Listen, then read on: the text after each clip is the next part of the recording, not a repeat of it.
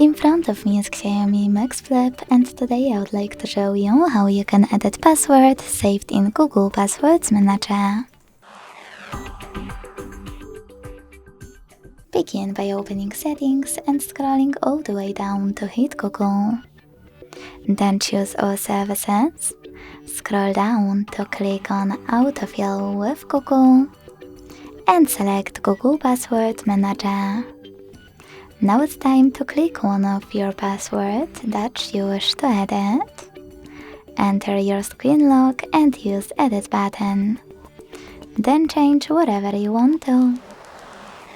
Thanks so much for watching. If you enjoyed this video, don't forget to leave a like, comment and subscribe. Bye!